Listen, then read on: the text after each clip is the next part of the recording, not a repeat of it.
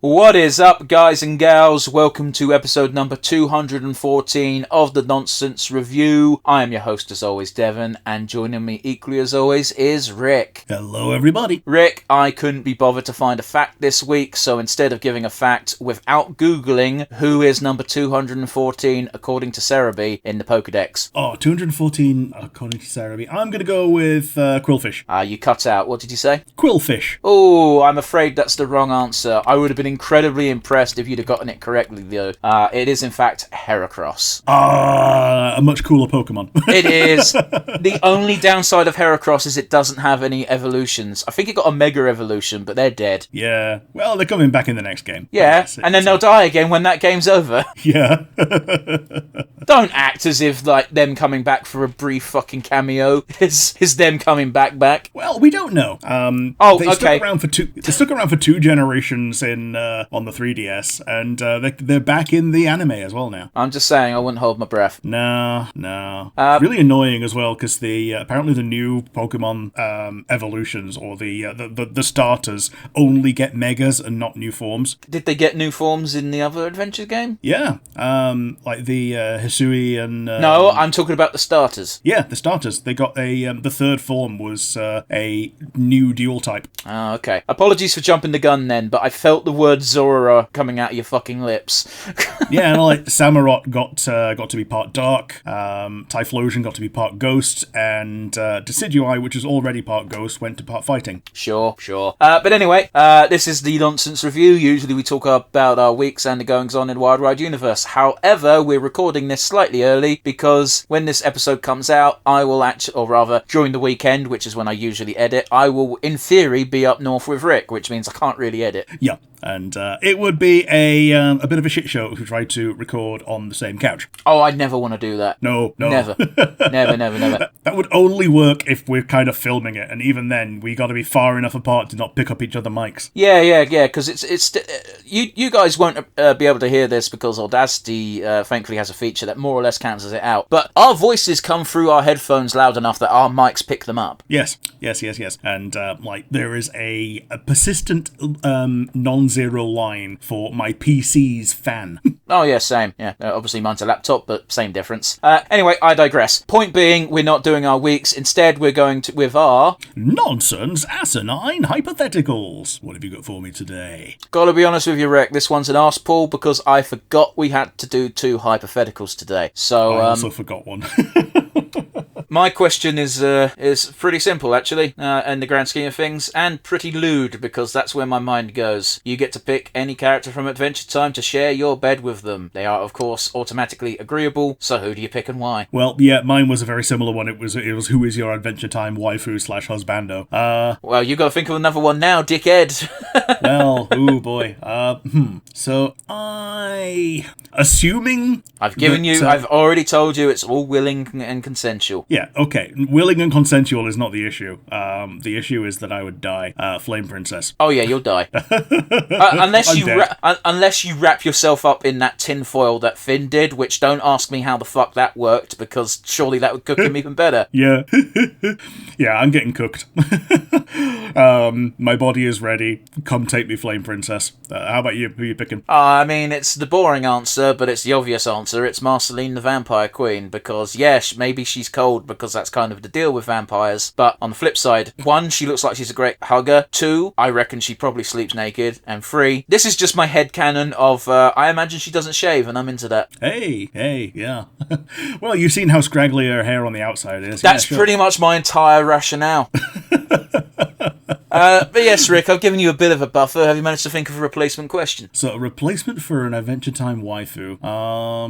Just a more long-term one. Can you imagine an Adventure Time waifu that you could imagine sharing a life with? That's the same question. Okay, but like one night and go is different. It's like the fuck, marry, kill, isn't it? The fuck, marry, kill of Adventure. Okay, kill.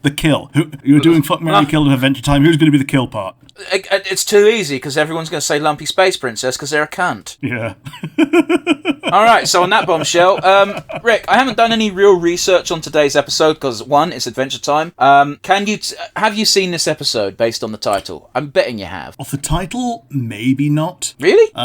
Yeah, I only started watching properly along when Stakes was new, and then I kept up to date pretty much from then on. I don't know what Stakes is. It's the Marceline miniseries. Fuck off! That's basically the end. No, it's not. It's about the middle. This is the... Okay, Rick, fun fact. This is the bang in the middle of Adventure Time. This is the midpoint of Adventure Time when you take all of the... I don't think it counts Fiona and Cake's miniseries, but this is, I think, episode 140 overall, or it might be 180. Okay. I looked at this fact very briefly and internalized that it's the exact middle of the Adventure Time's run. That actually is interesting and fun. Alright, so Rick thinks he hasn't seen this episode. I'd be surprised if he hasn't. Rick, for the benefit of those watching along at home, what are we doing? And count us in. Yeah, we're doing Adventure Time Season 5, Episode 36, Dungeon Train. 3, 2, 1, and go.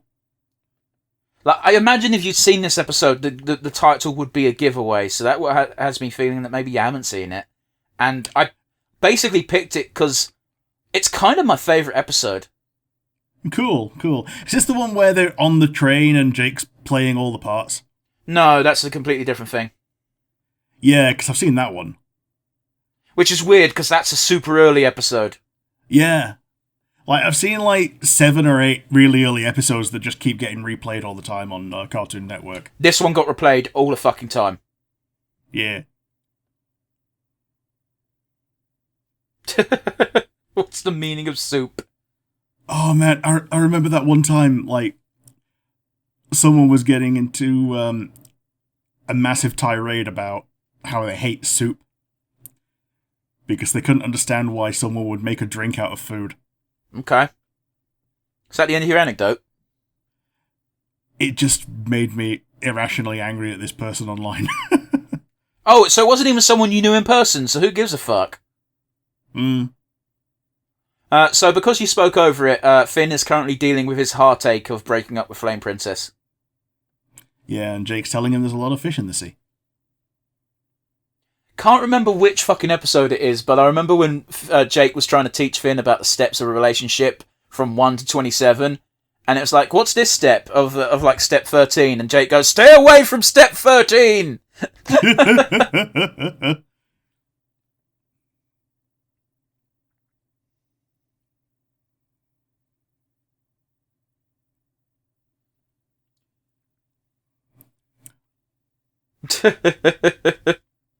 If only there was a clue. Ah.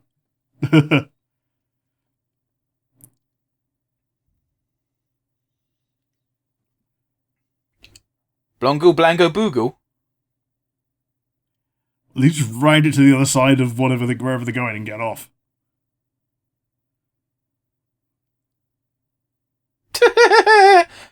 I love the idea of someone just banging you on the head and stepping in your toe. Yeah, just stepping on your toe and going, yeah, give me the loot. Ah, look at all the video game loot. Yeah, so this train is basically the video game train. Okay. I can't believe you've not seen this episode, Rick. No, I ain't seen it. So yeah, this is the titular dungeon train. Sweet. Did you hear what Finn just called it? Spicy baby fun.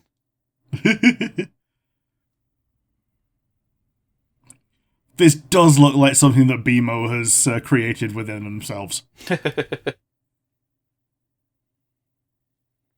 Hey look, it's those really shit enemies in Lost Isolith. Yeah. The copy-paste enemies. Oh.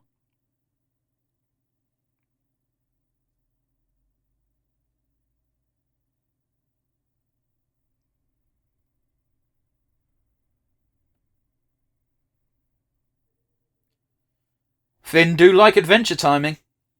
He do. Oh god, this is literally fucking Finn's autism showing. Fintism. Have they gone round in a circle and done everything? Well, it's an infinity train, Rick. That's a different show. Well, I've never actually seen an episode. I just meant the train was an infinite loop, and you know that because it had infinity symbols on it, and it goes in a circle. Yeah, fair enough. I really like the design of that goofy fucking flail. Yeah.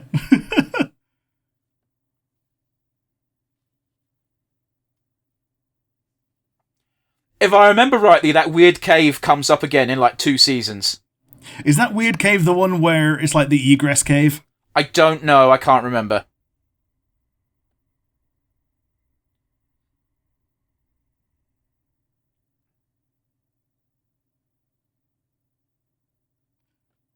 Finn has become the Iron King. The fucking leg armor is dumb looking.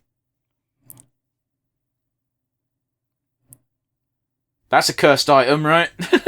Yeah. Thankfully, Jake can take it off. Because that's already his normal power, his transformation. Yeah. Slime crimes. Dude, I should make a fucking D&D one-shot that's just this. I mean, if you weren't married to the level 20 one-shot, you could just make that into that. Well, here's the thing, is I think if I just made it list at level 20, people will get bored. Yeah, fair enough. Including me, because combat-only D&D sessions suck. This kind of thing would work pretty well as like a roguelike experience. Okay, but again, I have to run it. Sure.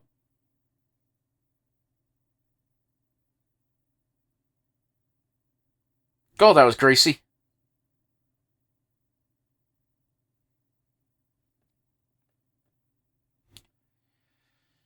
Yeah, this is just a generic JRPG of like, here's this ant, but now it's red.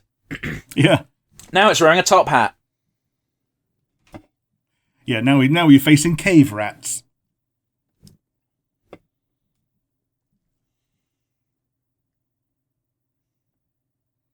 Hey, at least he's...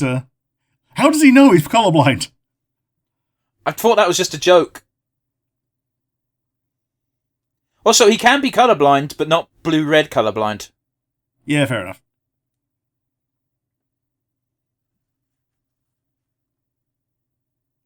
If we're talking about Jake, I believe dogs are red-green colorblind, so maybe blue and red would be a hard distinction. I don't know. Usually, yeah. So the actual depressing thing about this episode is it's kind of implied that these boss fights are other real people. Yeah, who are trying to escape. No, they're not trying to escape, and you'll see why. Okay. Jake looks weird with clothes.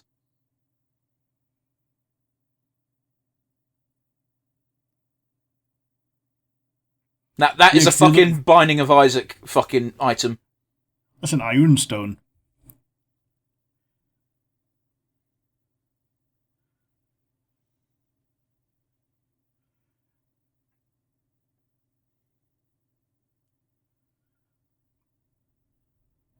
Okay, so it's addictive.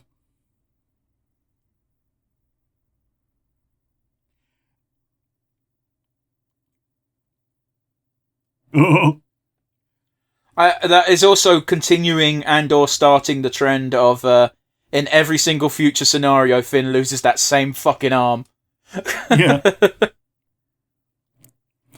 Like, even his alternate self that he reincarnated from lost the same arm. Yep, they always lose that fucking arm.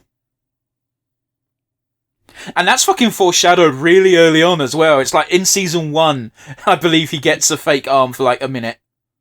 Yeah. Aw.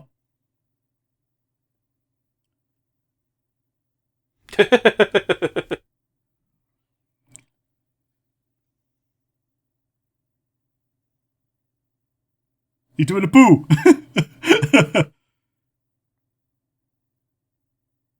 They are designed to die, Jake. Of course they're sick of it.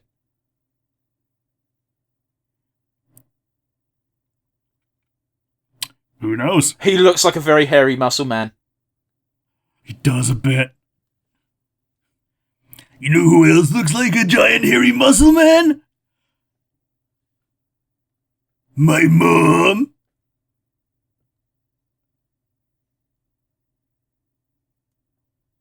Like, it's literally playing an RPG on super easy mode because one tap is all it takes.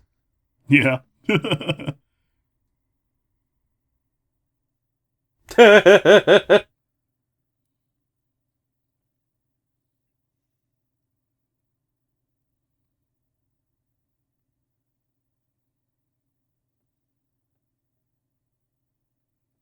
Dude, look at this endgame gear.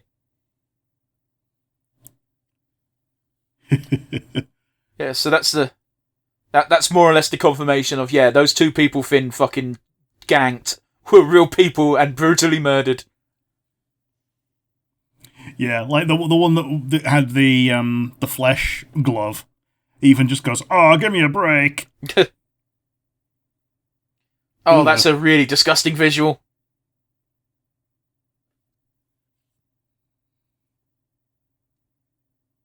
He'd probably be able to get a Flame Princess with that fucking cloak. Probably. It's just a shame that he's literally just broke up with her. Or been broke up with by her because he tried to get her into Aw.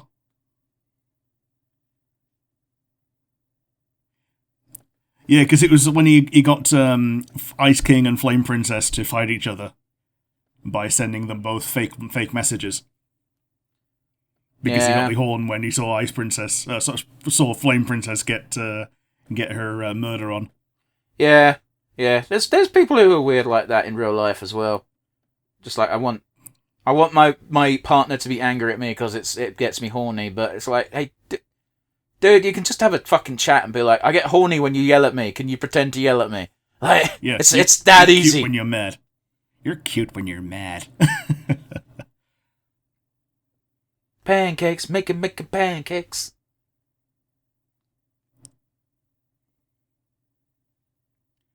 Aww.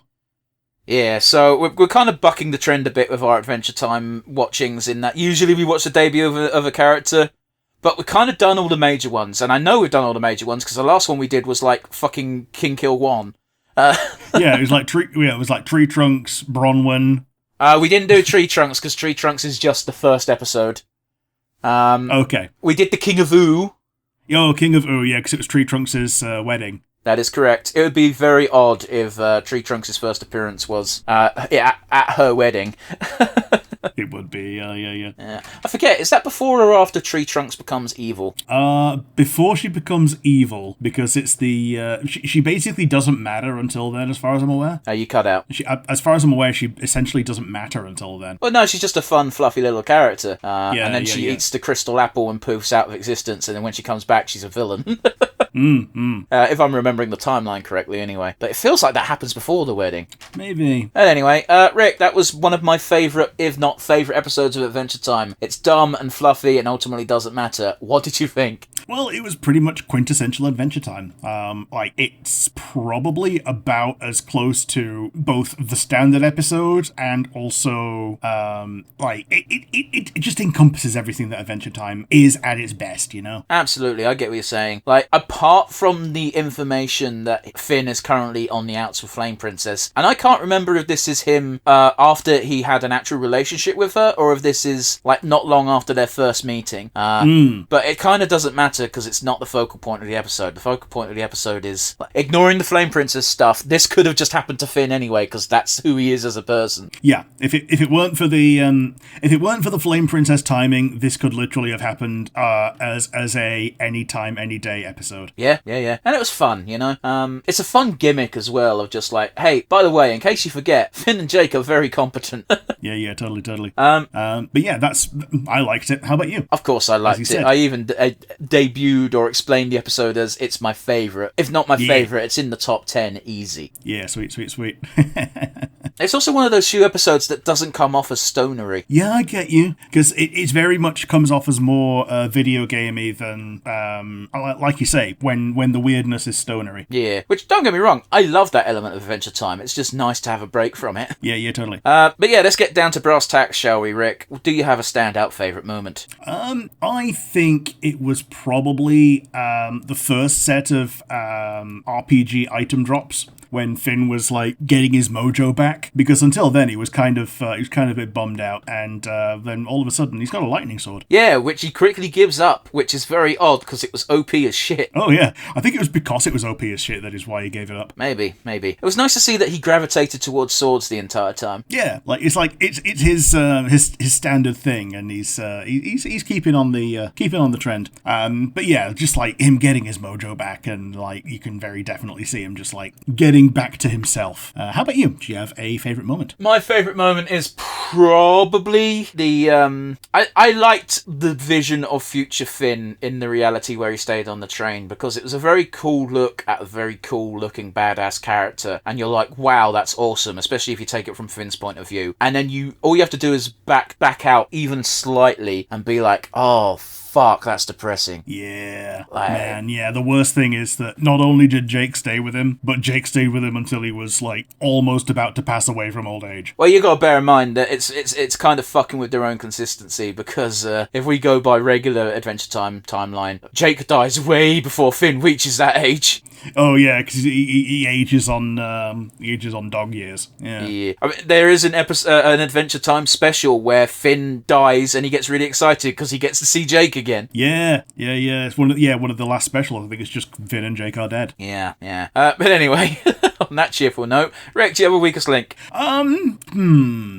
I guess it's just kind of Finn not being able to see the forest for the trees and just getting lost in the moment. I don't think you can call that a weakest link when that's kind of the plot. It's not really a weak link, yeah. So, like, I kind of don't. Like, it's just good. It's just a good episode. Like, I don't think there's really a weak link. Like, what else could we say? Like, that it's coming off the back of the Flame Princess breakup. That was uncomfortable because Finn was not as mature as he could have been.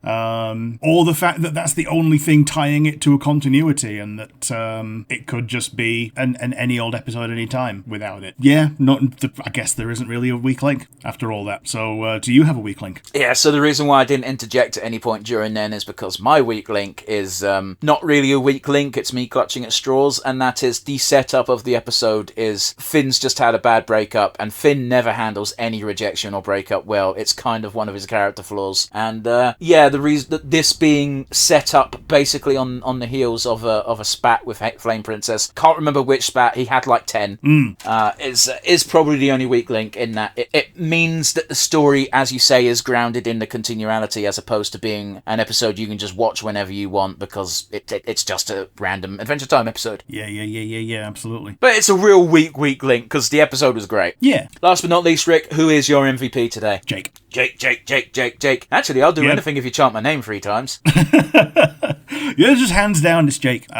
He was already bringing Finn around to just get his mind out of the gutter and not out of the gutter, get him out of the dumps and get Finn back to his regular self. It just so happened that this turned out to be an interesting thing to do that they didn't plan on, and he was supportive throughout. Even when he knew that it wasn't the best thing for Finn to keep on doing, and was able to help him, break the cycle and go home and wash dishes. I mean, yeah, Jake knew exactly that Finn needed a distraction. His distraction was to explore a cool cave. He stumbled upon this and was like, well, fuck it, this looks like it's helping, and then he rolled with it, quickly realises the error of his ways, and did his best, as an older brother should. Yeah. Do you have an MVP? Of course I do. This episode was an episode of 2 characters, and while I won't take anything away from Jake, I think Finn actually deserves the MVP, because at the end of the day, yes, he got into a slump, yes, he dealt with his slump in one of the worst ways possible, in a very realistic way as well. Like, there's plenty of people I know personally who, when they're depressed or sad, will just repetitively do some sort of task. Oh, yes. Like, it's grounded in the silly world of Adventure Time, but it is a very real response. Yeah, so I guess, exactly what you say. Like, you can't have a journey without the person going on it.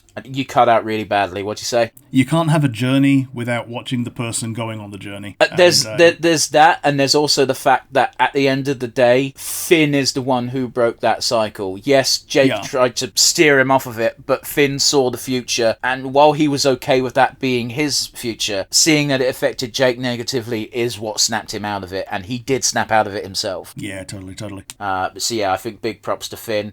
Big props to Jake as well. Like, I can't can't think of a duo that I'm more happy with during this generation of cartoons. Like, yes, I enjoy Regular Show, but Mordecai and Rigby are fucking insufferable. Oh, yeah.